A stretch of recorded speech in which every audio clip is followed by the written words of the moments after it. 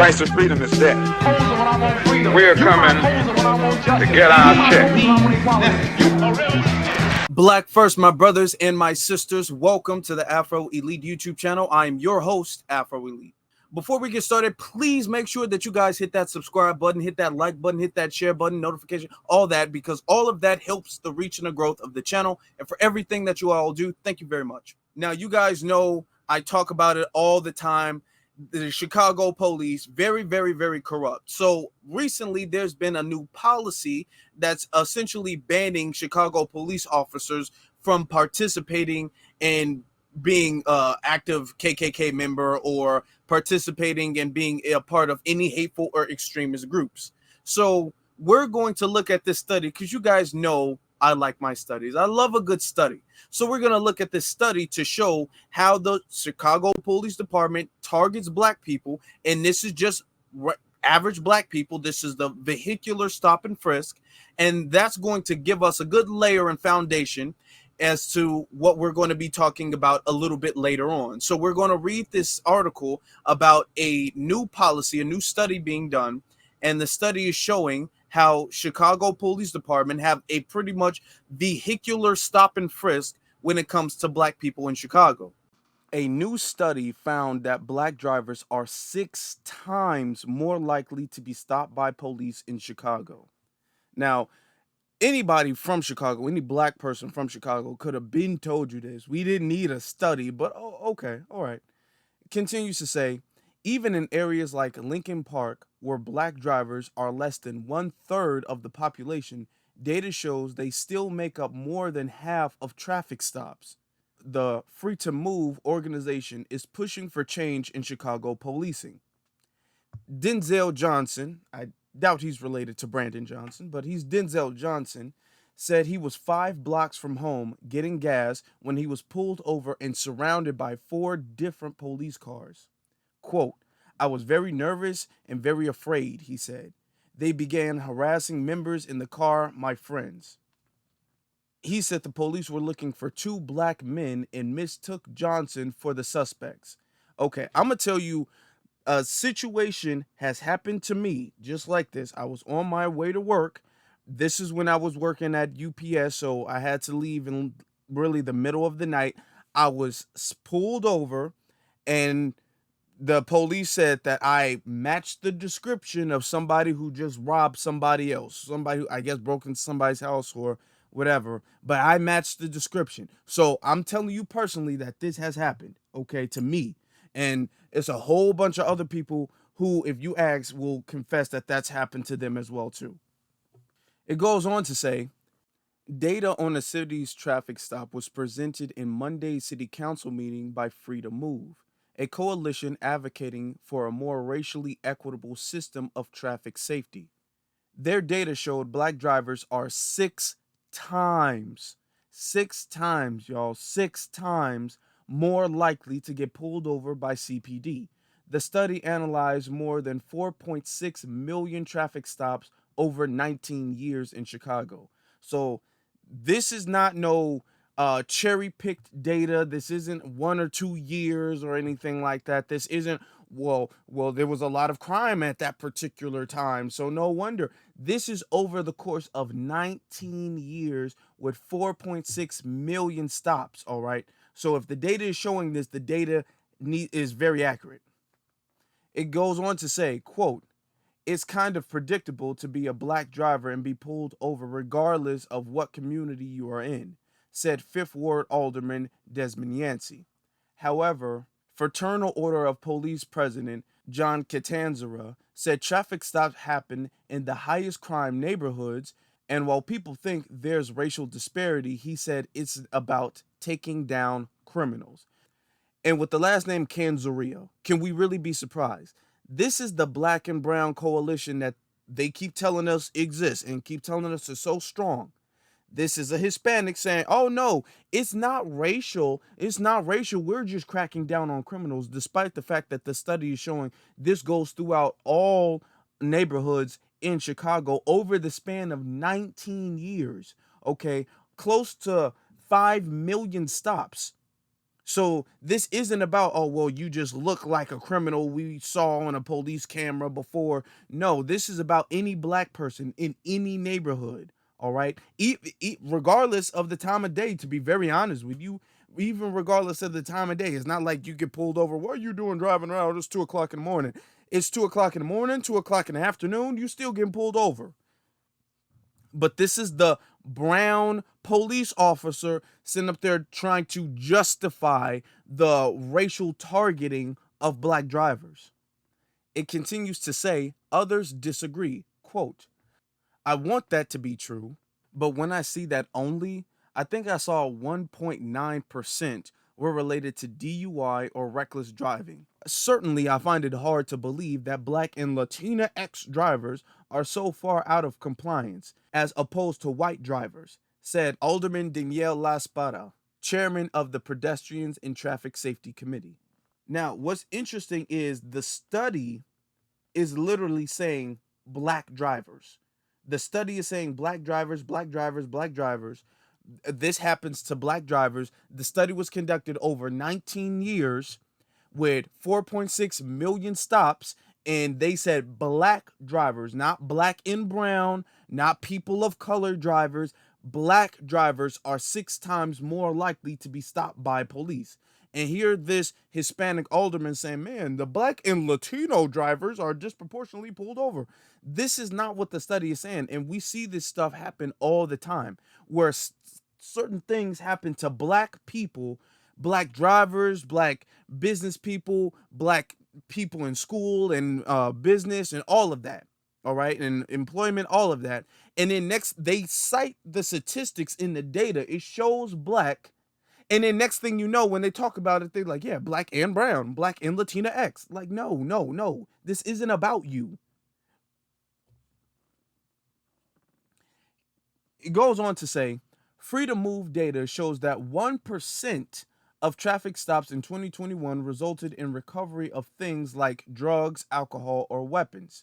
They often said broken tail lights or headlights are the reason for the stop in the first place.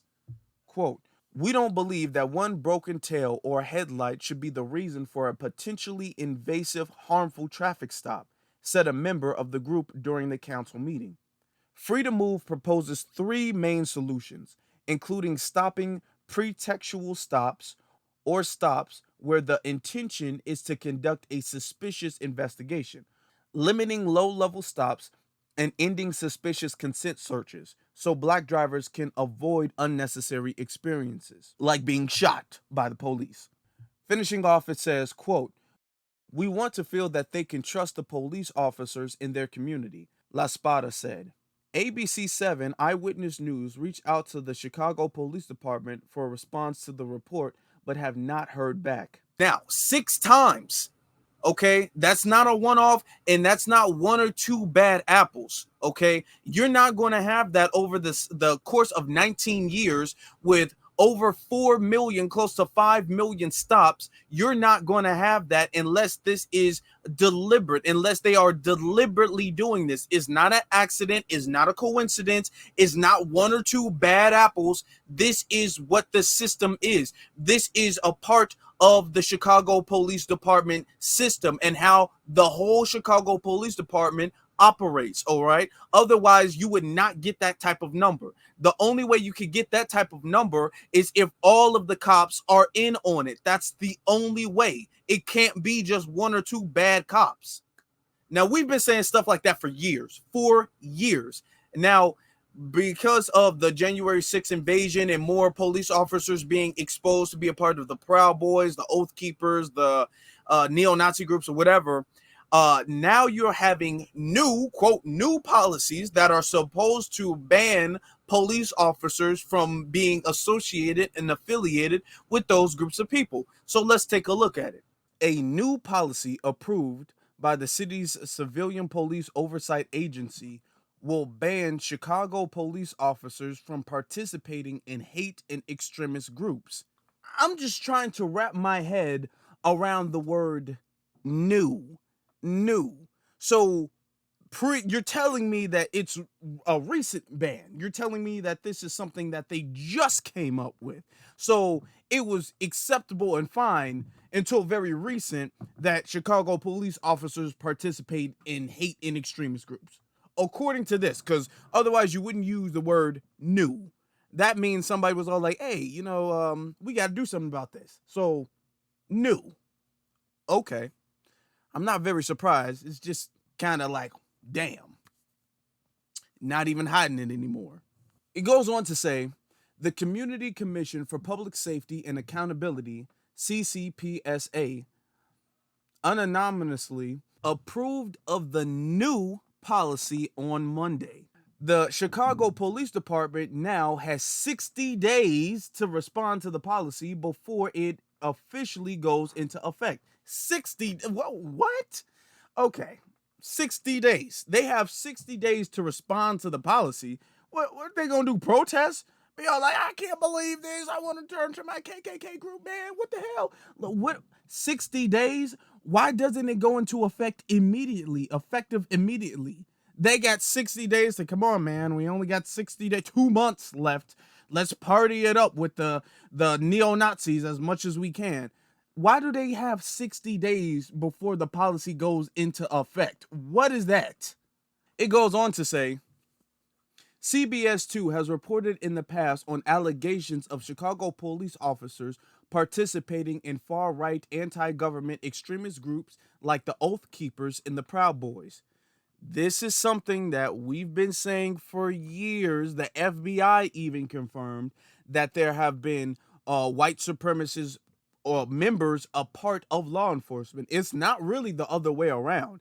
It's not Chicago police officers participating in those groups. It's those groups joining law enforcement. That's really how it is.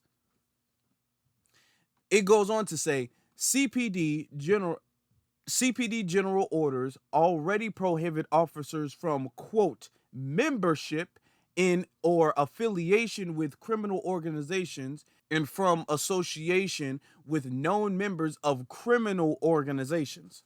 So, you mean the Proud Boys and the Oath Keepers aren't criminal organizations, according to you? Otherwise, why would you come up with this new policy if it's already a policy? It goes on to say, the change will widen the net to preclude members and participants in criminal groups from becoming members of CPD. It would add, quote, biased organizations to the list too. Such, quote, biased groups would include any organization that, quote, advocates for systematic illegal prejudice, oppression, or discrimination, including desperate treatment against any individual or group on the basis of any protected class under federal, state, and local law, including race, color, sex, gender identity, age, religion, disability, national origin, ancestry, sexual orientation, marital status, parental status, military status, source of income, credit history, criminal record, or criminal history. Wow, that's a lot. That is a lot.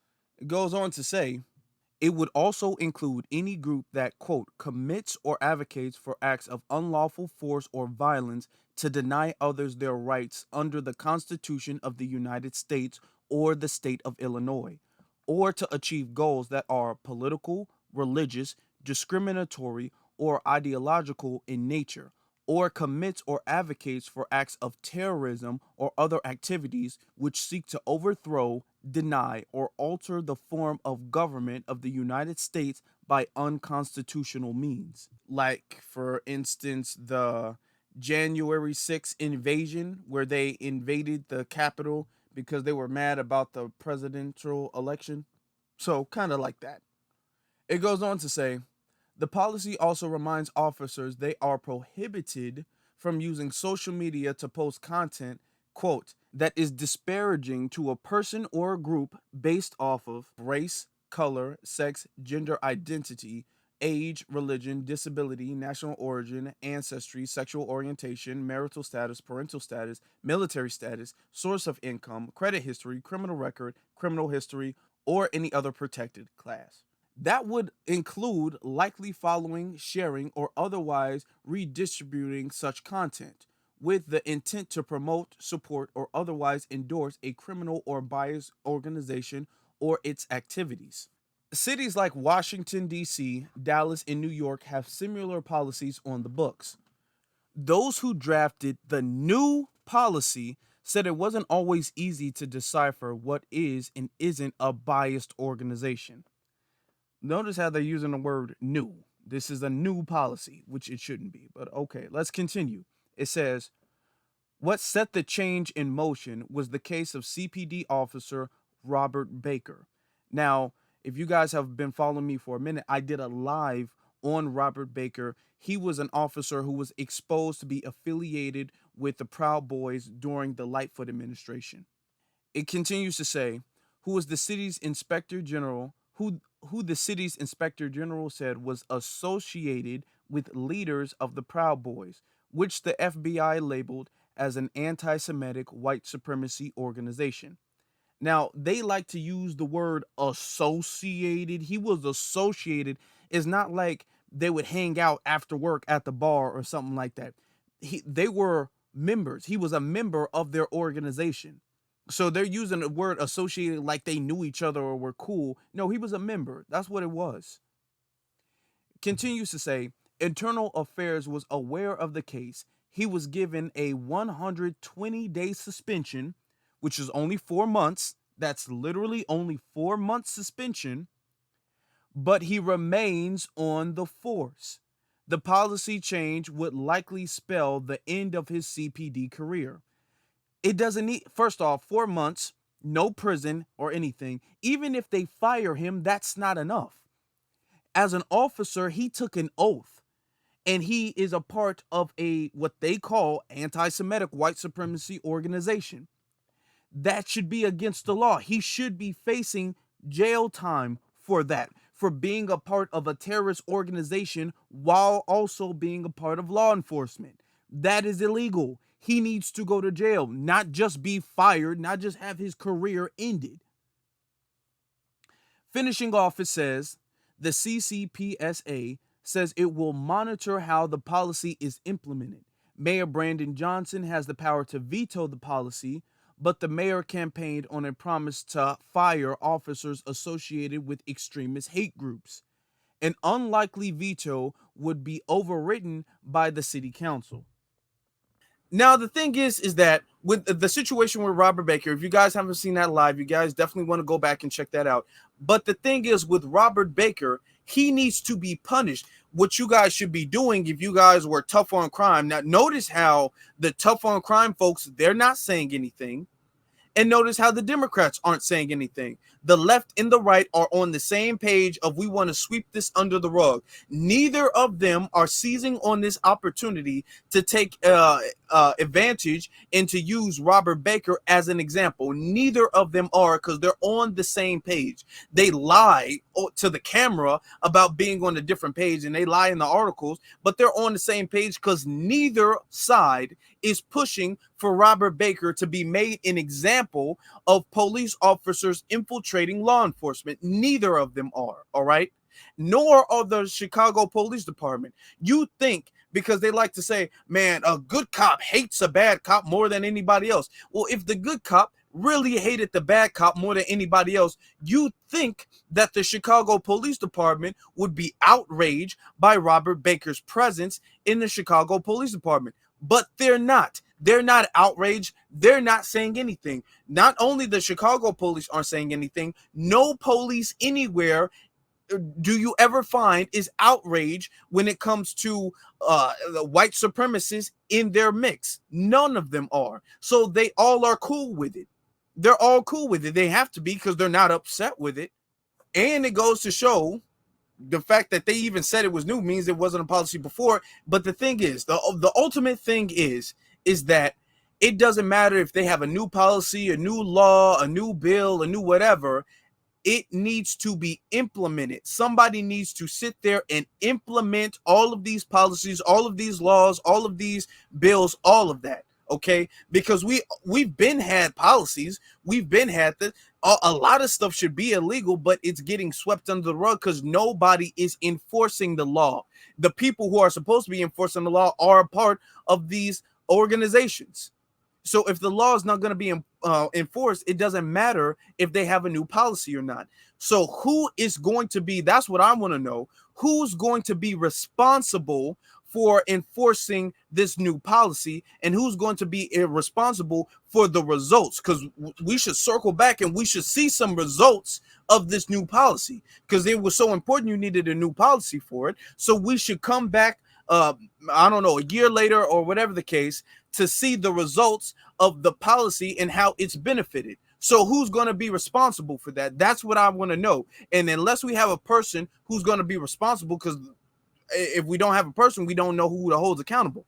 So unless we have a person, it's just, hey, we did this, and it's going to be a nothing burger like all of the other previous policies. Now, family, I want to know what you guys think about it in the comment section below. What do you think about the Chicago police pulling black folk over 6 times more than anybody else? What do you think about the new policy to ban them from participating in extremists and hate groups? Let me know that in the comment section below. Also, you should be following me on my various social media platforms, which is Afro Elite on Instagram and then the Afro Elite on Twitter. Before you guys go, please hit that subscribe button, hit that notification bell, hit that like button, hit that share button, hit all of that, because we are so close to that 10K goal. Thank you guys so very much. And now, with that being said, my brothers and my sisters, be one salute to every single last one of you all, and you all have a good one.